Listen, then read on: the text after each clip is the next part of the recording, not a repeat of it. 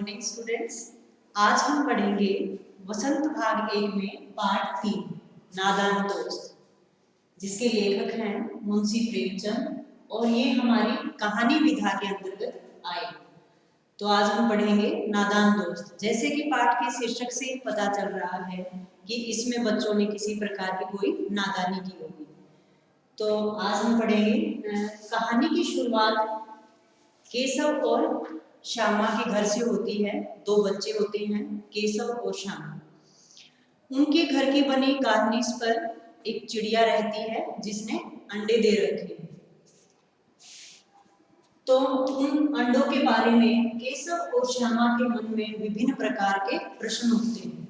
और वो प्रश्न किस किस प्रकार के होते हैं? वो सोचते हैं कि जो अंडे हैं वो कितने बड़े होंगे, कैसे रंग के होंगे और वो कितने होंगे, क्या उनका आकार होगा। तो इस प्रकार के प्रश्न वो अपने मन में सोचते हैं। अब उन बच्चों की माँ के पास भी घर के कामों से इतनी फुर्सत नहीं थी कि वो उनके इन प्रश्नों के जवाब को दे सके, और ना ही उनके पिताजी के पास इतना टाइम था कि वो उन बच्चों की जिज्ञासाओं को शांत कर सके। तो दोनों ही बच्चे एक दूसरे से अपने प्रश्न आपस में करके और एक दूसरे को तसल्ली दे दिया करते थे। उसके बाद उनकी जो जिज्ञासा है वो दिन प्रतिदिन अंडों के प्रति वो जिज्ञासा बढ़ती ही जा रही थी। श्यामा केशव से पूछती कि जो ये अंडे हैं वो कब बड़े होंगे, उनमें से बच्चे कब निकलेंगे।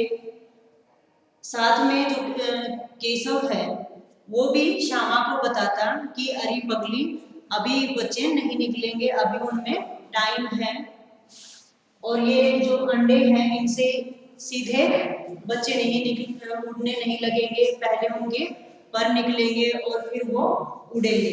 तो इस प्रकार उनके प्रति उनकी जो जिज्ञासा है वो बढ़ती ही जा रही थी अंडों को देखने के बारे में, कि जो अंडे हैं वो कैसे होंगे, कब उनके बच्चे निकलेंगे।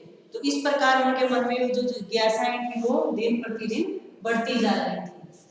उसके बाद केशव और श्यामा दोनों ही बच्चे अंडों के प्रबंध के लिए क्या क्या सोचते हैं कि वो चिड़िया के लिए क्या क्या करेंगे।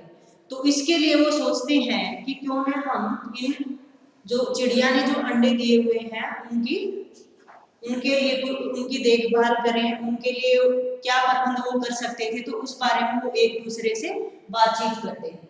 तो केशव और श्यामा ने सोचा कि हम अंडों के लिए ऐसा कोई मखमली कपड़ा रख देंगे जिससे जो चिड़िया के जो अंडे उसने दे रखे हैं वो ठीक से रहे, कि उनको संभाल कर रखा जा सके। इसके अलावा वो सोचते हैं कि जो चिड़िया है वो इतना सारा दाना कहाँ से लाएगी, और उसके बच्चे भी होंगे तो वो इतने दानों का प्रबंध कहाँ करेगी। इतनी गर्मी बढ़ रही है तो उस गर्मी से कैसे बचा जाए। वो तो जो बेचारे हैं वो प्यास से मर जाएंगे।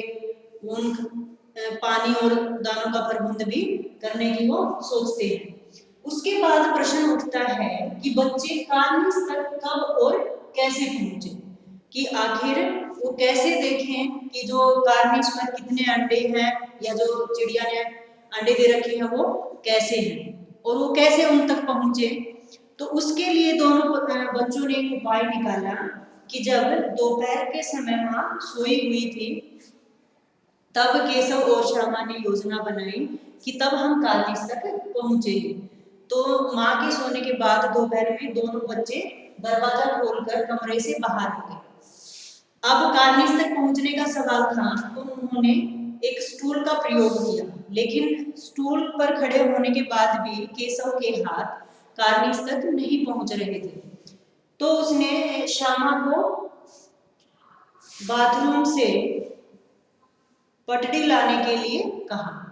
तो जो श्यामा है वो चौकी लेकर आती है और स्टूल के नीचे लगा देती है।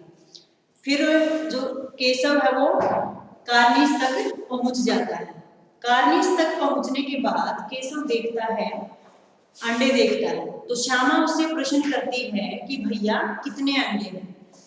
तब केशव उसे बताता है कि 3 अंडे हैं। तो जब श्यामा स्टूल को नीचे से पकड़ी हुई थी तो बार बार उसका भी ध्यान कार्निस पर रखे हुए अंडों की ओर जा रहा था और उसका ध्यान अंडों की ओर होने के कारण उसकी जो पकड़ थी वो ढीली बार बार ढीली पड़ रही थी।